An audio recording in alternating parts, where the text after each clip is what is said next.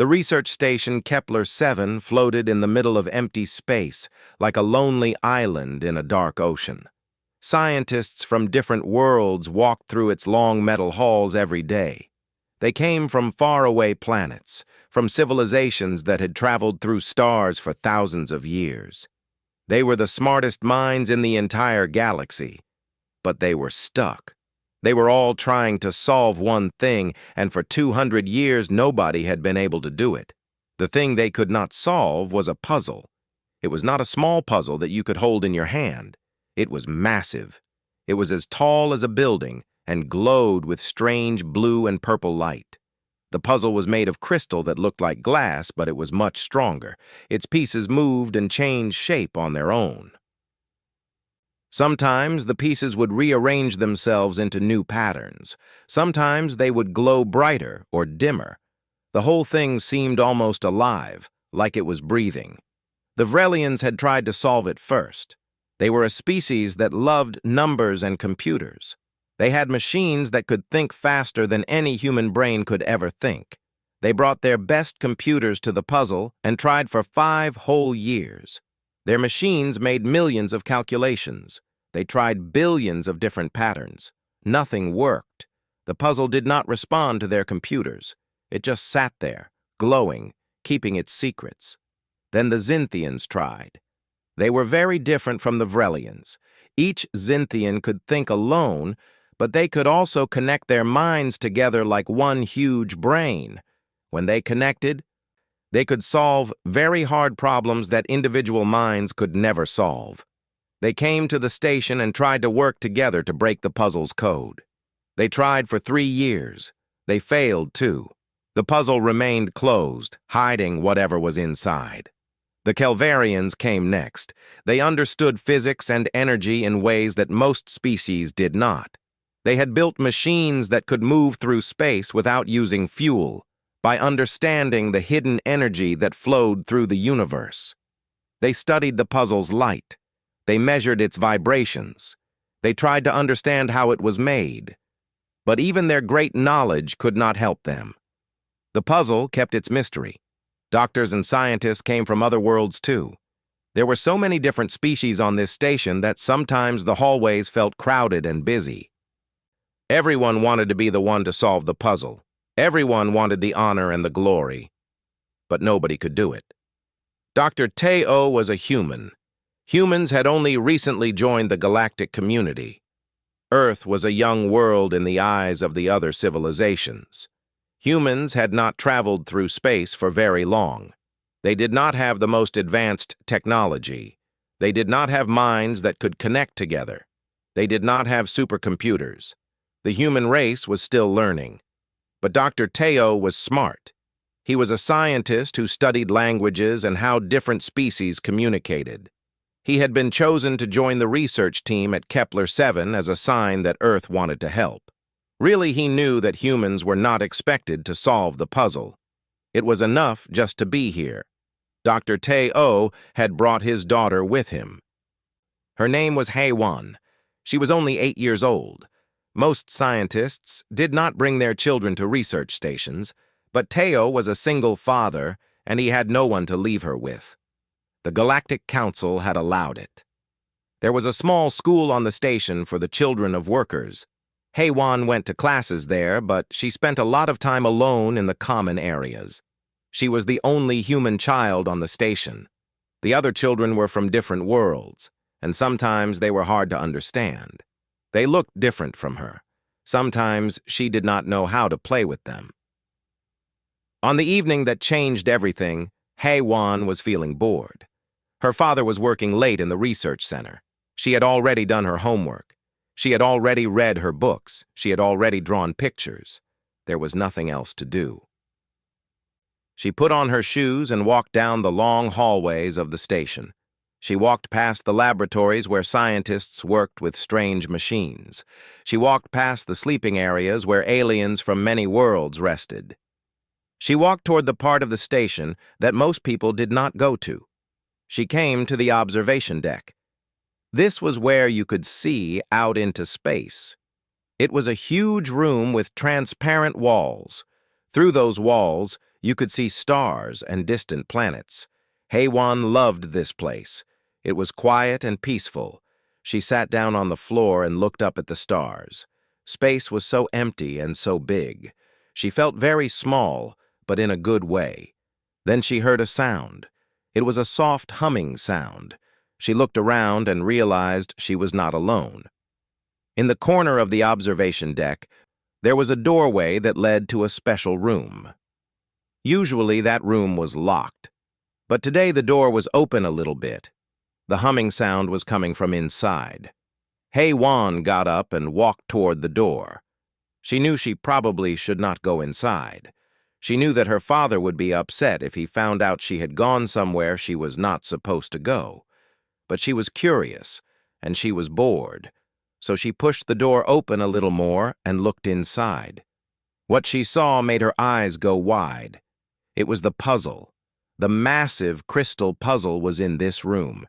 It was even bigger up close than she had imagined. It filled most of the room. It was floating in the middle of the space, held up by invisible force. The crystal glowed with blue and purple light that made shadows dance across the walls. The puzzle had many different shaped pieces. Some were like cubes, some were like pyramids, some had shapes that Hei-Wan had never seen before. They were arranged in a pattern like they were waiting for something. The humming sound came from the puzzle itself. It was like the puzzle was singing a quiet song. Hei-Wan took a step closer. As soon as her foot touched the floor of the room, something strange happened. The puzzle started to glow brighter. Different pieces lit up in a pattern. First one piece glowed, then another, like a light show in a dark room. The humming sound got louder. Hei-Wan watched the pattern. She tilted her head to one side. The pattern was familiar to her. It reminded her of something she knew, something from home, something from school. Then she realized she knew exactly what this was. She knew what the puzzle was trying to show her. She opened her mouth and said something that would change everything forever. She said something that would make all the greatest minds in the galaxy listen to an 8-year-old girl. She said, "Why is everyone making this so complicated? It is just like my number game. You have to make sure each row and each column only has numbers 1 through 9. It is just Sudoku." The words hung in the air of the empty room. Nobody heard her except the puzzle. But the puzzle seemed to hear. It glowed even brighter. It was like the puzzle was happy. It was like it was waiting for somebody to understand. Waiting for somebody to see that it was not complicated. Waiting for somebody to see that it was simple. Hei-Wan did not know that scientists were watching her.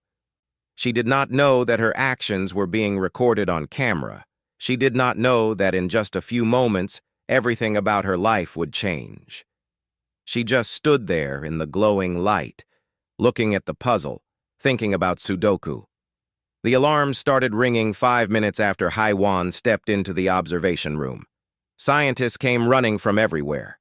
Dr. Teo was in the middle of a meeting when he heard the commotion. His heart jumped.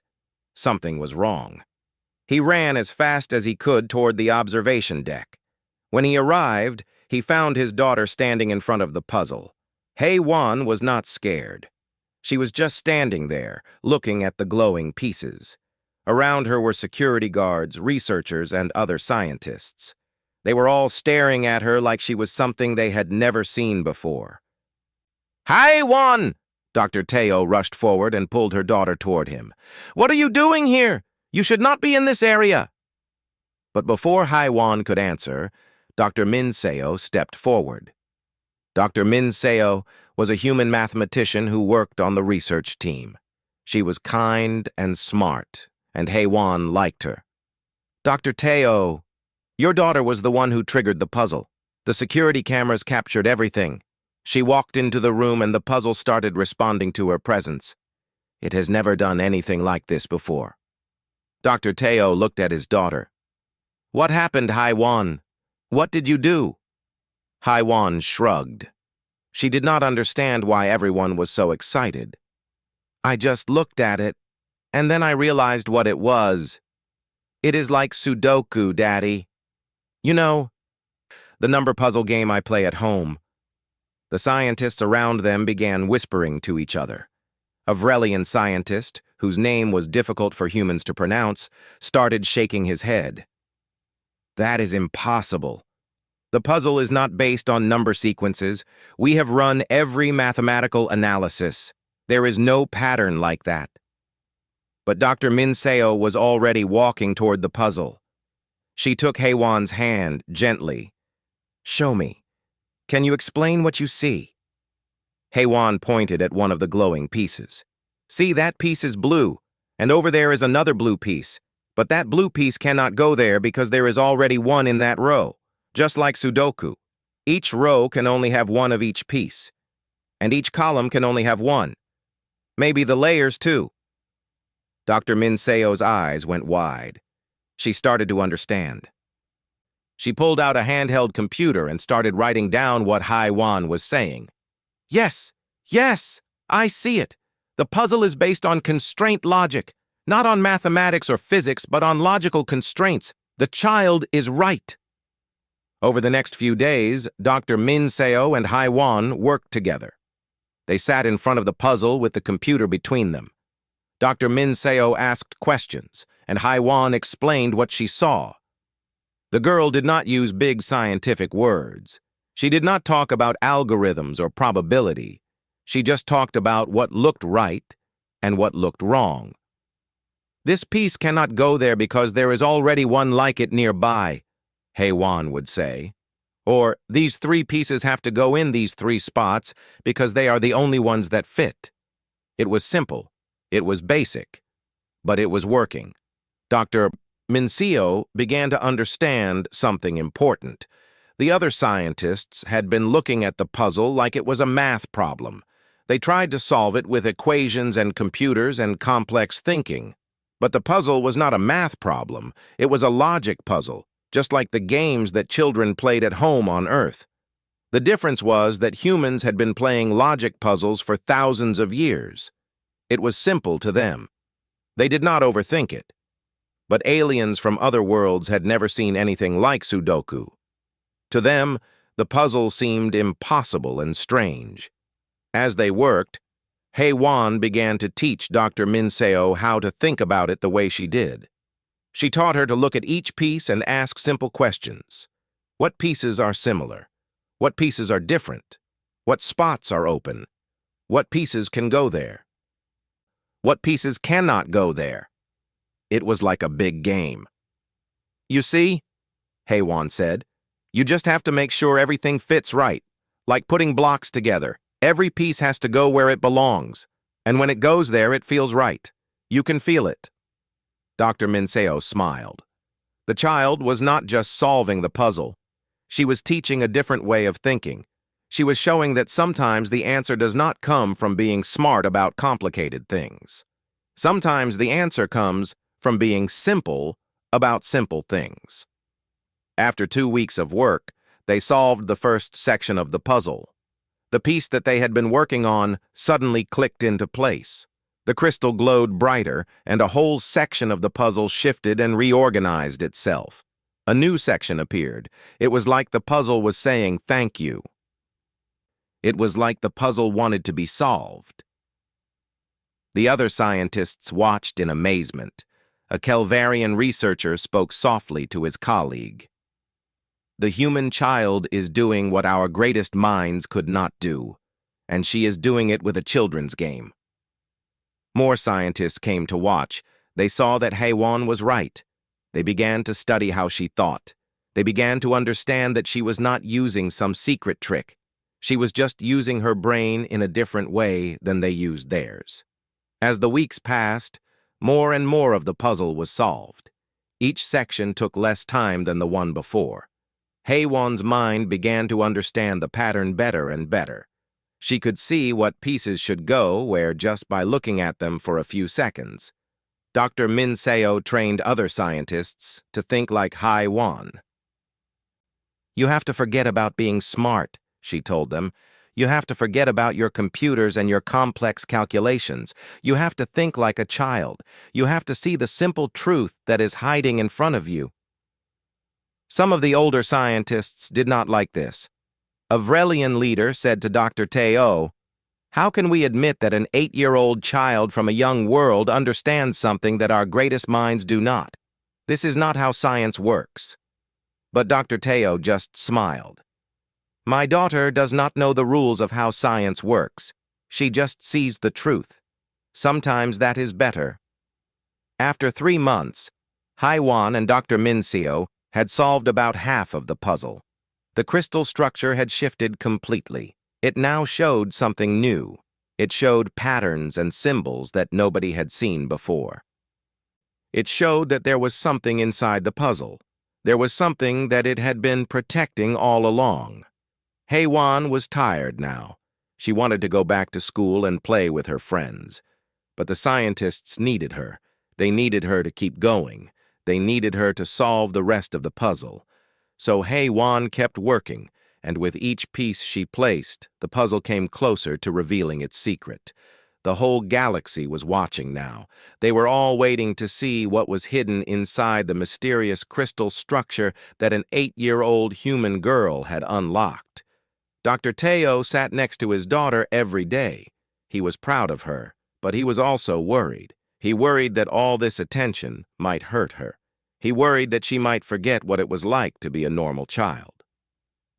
He did not know yet that solving this puzzle would change not just his daughter's life, but the life of the entire human race. After 4 months of work, Haiwan placed the last piece of the puzzle into position. There was a sound like music, a beautiful humming that filled the entire observation room. The whole crystal structure glowed so bright that everyone had to cover their eyes. Then, as suddenly as it had started, the light faded. The puzzle was open. Inside the crystal there was a chamber. It was not very large, maybe the size of a small room, but inside it were countless objects. There were discs made of metal that looked like they contained information. There were strange machines that nobody had ever seen before. And there were writings on the walls. Writings in a language that looked different from any language in the galaxy. The scientists rushed forward to examine everything. Dr. Minseo carefully took out one of the metal discs and brought it to the laboratory. Within hours, their computers had translated the contents. What they found made them all go silent. The writing on the metal discs told a story, a very old story, a story about a civilization that had existed long, long ago, before the Vrelians, before the Zynthians, before any of the modern spacefaring races. This civilization had been called the Ancients. The Ancients had been incredibly advanced. They had built machines that could do anything. They had traveled through the entire galaxy. They had built cities on 1,000 different worlds. They had seemed perfect. They had seemed like they would last forever. But they had made a mistake. As they became more and more advanced, they started to think that the only way to solve problems was through complex solutions. They built more and more complicated machines. They created more and more complex systems. Everything they did became harder and harder to understand. Only the smartest people could work the machines. Only the most educated people could understand the systems. The problem was that when everything became very complex, mistakes began to happen. A small error in a complex system could cause huge problems, and it became harder and harder for anyone to fix the mistakes because the systems were so complicated. Eventually, the ancients became so focused on complexity that they forgot how to think simply. They forgot that sometimes the easiest answer is the right answer. They forgot that sometimes making things simple is smarter than making them complex. One day something went wrong with one of their main systems. It was so complex that nobody could figure out what the problem was. Everyone tried to solve it in complex ways. Everyone tried to make more complex machines to fix it. But nothing worked. The system got worse and worse. Eventually, it broke completely. And the breaking of this one system caused other systems to break too. It was like dominoes falling. One by one, the ancients' great civilization collapsed. The ancients died out, most of them anyway. Some might have survived, but nobody knows where they went. They left behind only this puzzle and this message. In the message, the ancients explained why they left the puzzle. They said they wanted future civilizations to learn from their mistake.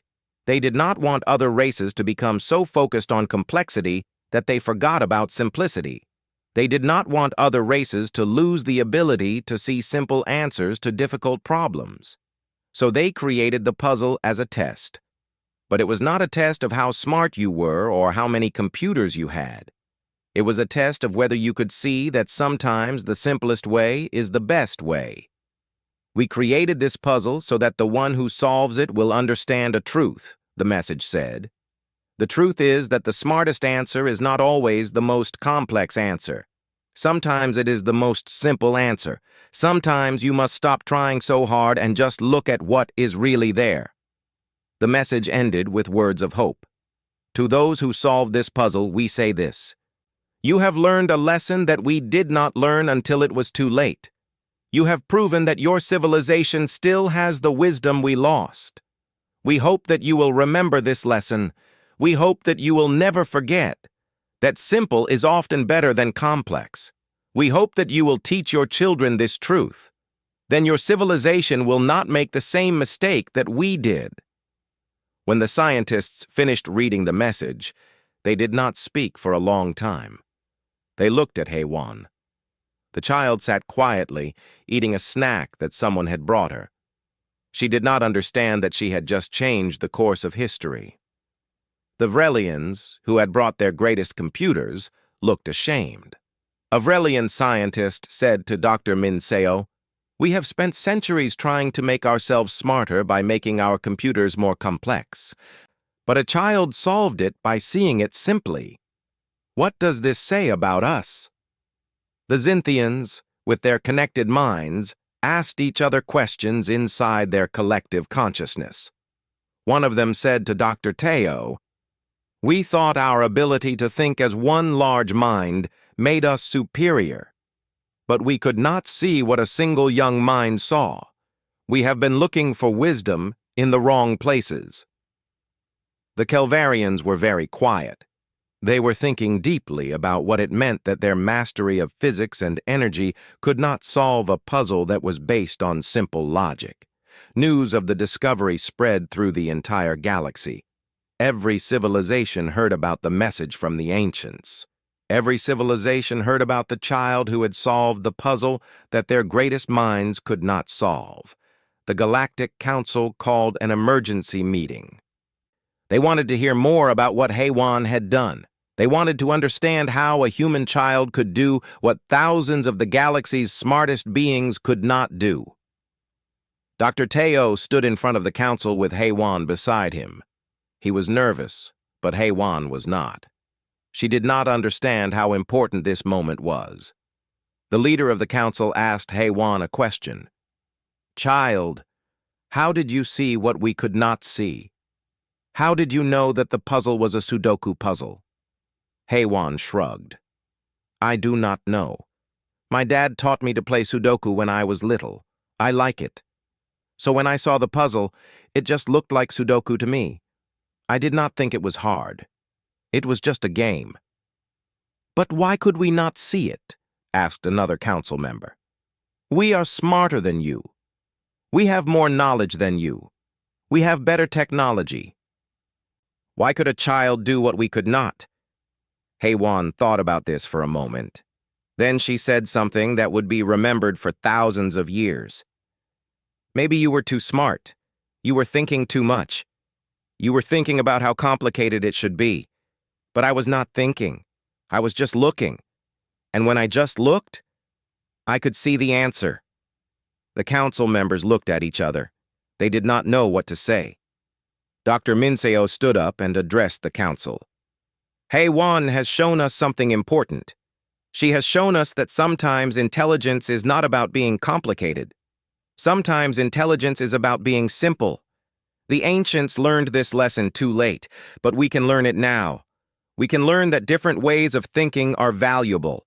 A child's way of thinking is not wrong because it is different. It is right because it works. The meeting ended, and Haiwan was taken back to her quarters. But the council continued to talk. They continued to think about what it meant. They continued to understand that they had been wrong about many things. And they began to plan how to change the way their civilizations thought about problems and solutions. The galaxy had been changed by an 8-year-old girl who saw a puzzle and thought it was just like Sudoku. Haiwan became famous overnight. News reports on every planet in the known galaxy talked about the human child who had solved the puzzle. Teachers showed videos of her to their students. Scientists studied recordings of her working. Children wanted to be like her. She was the most famous 8-year-old in the entire galaxy. But fame was not always good. Corporations wanted to hire her. They wanted to pay her money to solve problems for their companies. Governments wanted to study her brain to understand how she thought so differently. Scientists wanted to bring her to their laboratories and test her with thousands of different puzzles and problems. Dr. Teo had to say no to all of them. He was her father, and he wanted to protect her. He knew that too much attention could hurt a child. He knew that Haiwan was still just a girl. She needed to go to school. She needed to play with friends. She needed to have a normal childhood. But everyone wanted a piece of her.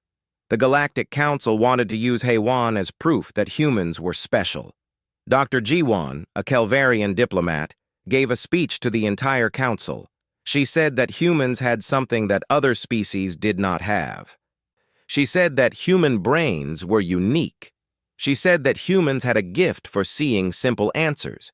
She said that if the galaxy wanted to be smarter, it needed to listen to humans more. Not everyone agreed with Dr. Jiwan. A Vrelian leader named Keth stood up in the council and challenged her. This child is one human among billions. She happened to see a pattern that we missed. That does not mean all humans are special. That does not mean we should change how we run the galaxy because of one child. It was luck, that is all. It was not luck, Dr. Jiwan said. It was a different way of thinking. And that different way of thinking came from being human. If we want to solve more problems, we need to understand how humans think. We need to include them in our research. We need to value what they can do. But Keth was not convinced. Neither were many others. Some species thought that humans were trying to take power in the galaxy. Some thought that humans were not ready to have such an important role. Some even thought that humans were somehow cheating or using tricks to make Haiwan seem smarter than she really was. There were arguments in the council. There were debates that lasted for hours. Some species supported Dr. Jiwan. Others supported Keth. The galaxy started to divide over the question of what humans should be allowed to do. Meanwhile, Haiwan was being hurt by the pressure and attention. She had started to feel scared and anxious. She used to love solving puzzles. But now, every time she looked at a problem, she thought about all the people watching her. She thought about whether she was solving it the right way. She thought about whether she would disappoint people if she made a mistake. She stopped smiling. She stopped playing. She stopped being interested in things. Her teachers at the school noticed that she was not happy anymore. One day, something happened that made everything worse. A Vrelian corporation tried to steal Haiwan. They wanted to take her from the research station and bring her to their labs. They did not ask permission. They did not ask her father. They just tried to take her. Dr. Teo and some security guards stopped them. But the fact that someone had tried to steal his daughter made him realize something. He realized that the galaxy was not as peaceful and kind as he had thought. He realized that other species might not have good intentions. He realized that his daughter was in danger. That night, Dr. Teo made a decision. He told the Galactic Council that they could not have his daughter anymore. He said that Haiwan was going to stop working on puzzles. She was going to go back to school like a normal child. She was going to have a normal life. The council tried to convince him to change his mind, but Dr. Teo was firm. He was her father, and he was going to protect her. No one was going to use his daughter like she was a tool or a machine. But then something unexpected happened.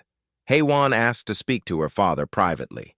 She was only 8 years old, but she was wise for her age. She understood more than her father thought. "Daddy," she said, "I know you want to protect me, but I want to help people. I like solving puzzles. I like the work. I do not like the attention and the pressure, but I like the work." "Can I do the work, but not the attention?" Dr. Teo did not know what to say. His daughter was very brave. She understood that something bigger than herself was happening. She understood that solving these puzzles might help the entire galaxy. "What do you want to do?" he asked her. "I want to keep working," Haiwan said. "But I want to work with Dr. Min Seo and just a few other people. I do not want to talk to reporters. I do not want to be on the news. I just want to solve puzzles and have a normal life." Dr. Teo thought about this. He went to the council and made a new proposal. Heywan would continue to help with research, but she would have limited hours of work. She would have time to go to school and be with her friends. She would not be shown on news programs. She would not be used for promotion or advertising. She would work quietly, without the world watching. The council agreed. It was not what they wanted, but it was better than nothing. Dr. Min Seo worked with Haiwan after school. Together they solved more puzzles. They taught other scientists how to think the way Haiwan thought. Slowly, the galaxy began to understand that human thinking was valuable. But there was still tension. Some species were angry that humans were getting attention. Some species felt like humans were being given special treatment.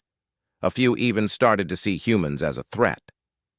Then one day, a young Vrelian named Mi-jun came to meet Haiwan. Mi-jun was curious about this human girl. Mi-jun wanted to understand her. He started to visit the research station. He and Haiwan became friends. One day, Mi-jun asked Haiwan a hard question. "Everyone treats you like you are special because you are different. But are you special because you think differently, or just because you are the first human they have bothered to listen to?" Heywan thought about this. It was a good question. She realized that maybe she was not special. Maybe lots of humans could think this way. Maybe the galaxy just never gave them a chance to try. "I do not think I am special," she told me, June. "I think humans are just different, and different is good. But maybe other humans can see things differently too. Maybe the best thing is not for one person to be smart. Maybe the best thing is for many different kinds of people to work together." Mi-jun nodded. He was learning something too. He was learning that the answer to the galaxy's problems was not to find one special person. The answer was to let different kinds of people help each other. Haiwan and Mi-jun became very good friends. They started to work together on puzzles, and when they worked together, they solved problems even faster than Haiwan could solve them alone. This gave everyone an idea. What if the galaxy did not need Haiwan to be special? What if the galaxy just needed to understand that different ways of thinking could work together? What if the secret was not in finding special people, but in letting all kinds of people help each other? This idea would change everything. Dr. Min Seo stood in front of the Galactic Council with a new idea. She had been thinking about what Haiwan had said to her friend Mi-jun. She had been thinking about how different kinds of people could work together. Now she was ready to share her idea with everyone. "We have been asking the wrong question," Dr. Min Seo told the council. "We have been asking how one human child can be so smart. But that is not the right question. The right question is how different kinds of thinking can work together to solve hard problems." She explained her plan. She wanted to create something called the Human Galactic Research Collective. It would be a place where scientists from many different worlds would work together. They would not try to work the way that made them smartest, alone. Instead, they would work in teams. Each team would have humans and aliens from different species. Each team would combine their different ways of thinking. "Humans see patterns simply," Dr. Min Seo said. Vrelians can calculate things very fast. Xinthians can think about many problems at once. Kelvarians understand energy and physics. If we put all of these abilities together, we can solve problems that none of us could solve alone. The council listened to her plan. Some members thought it was a good idea. Others were not sure. But nobody said it was a bad idea. Nobody wanted to say that working together was not a good thing. Dr. Min Seo began to set up the collective. She found money and resources. She found buildings where the different teams could work. She started recruiting scientists from every world. At first, not many people wanted to join. Scientists from different species were used to working alone. They did not trust each other. They did not know how to work together. But Dr. Min Seo was patient. She trained the teams. She taught them how to listen to each other. She taught them that they did not have to all think the same way. They could think differently and still work together. Meanwhile, Haiwan had returned to school. She refused to work on any special projects. She said she wanted to be a normal student. She wanted to learn the same things that other children learned. She wanted to have friends and play and do the things that children did. But she also became an informal teacher to other human children. When other young humans showed an interest in problem-solving and logic, Haiwan taught them what she knew. She taught them that it was okay to think simply. She taught them that their way of thinking had value. The people who told me I was special were trying to make me feel important, she told the young children she was teaching. But I am not special. I am just a normal girl. What happened is that people finally listened to me. They finally believed that what I was saying was true. That is the special part, not me. The listening. The message spread. More and more humans began to believe that they had something valuable to contribute. More humans began to study science and problem solving. More humans began to work with scientists from other worlds. 3 years after Haiwan solved the first puzzle, a second puzzle was discovered. This one was on a Kelvarian research station. It was similar to the first puzzle but more complex. When the Kelvarians tried to solve it alone, they could not. They had no humans working with them. They did not have anyone who could see patterns, simply. So the Kelvarians asked Earth for help. They asked humans to come and work on the puzzle. Dr. Tayo led a team to the Kelvarian station. The team was not just scientists. There was also an artist named Jin Ho. There was a musician named Seong Min. There was a young mathematician named Hai Jin. There were people with different kinds of smart brains, all working together. Why did you bring an artist and a musician? The Kelvarian leader asked, confused. We need scientists to solve the puzzle. An artist knows how to see patterns in nature, Dr. Teo explained. A musician knows about patterns in sound and timing. A mathematician knows about numbers and logic. Together, they see things that any one of them would miss. They started to work on the puzzle. At first, it seemed impossible. But then, Seong Min, the musician, noticed something. The puzzle was not just visual. It also produced sounds. And the sounds had patterns. It is like a symphony, Seong Min said. The pieces make notes, and the notes have to follow a pattern, like music follows a pattern. Once they understood this, the puzzle became easier to solve. The artist Jin Ho could see the visual patterns. The musician Seong Min could hear the audio patterns. The mathematician Hai Jin could calculate which pieces went where. Dr. Tai-O could guide them all. Together, they solved the puzzle in just a few months. It would have taken the Kelvarians alone many years if they could have solved it at all. News of their success spread fast. Every research team in the galaxy wanted to include humans in their work. Every planet wanted to work with humans from Earth. The human race went from being seen as too young and too weak to being seen as valuable partners. Haiwan, now 13 years old, watched this happen. She felt proud, but she was careful not to let it go to her head. She was just a normal girl now. She went to school. She did her homework. She hung out with Mi-jun, who had become her best friend. But she understood that something had changed. The world had changed. The galaxy had changed. And she had been a small part of that change. Dr. Minseo called Haiwan one day with exciting news. "The Human Galactic Research Collective is officially open," she said. "We have teams working on problems from 3 different planets. We are solving problems that have been unsolvable for years.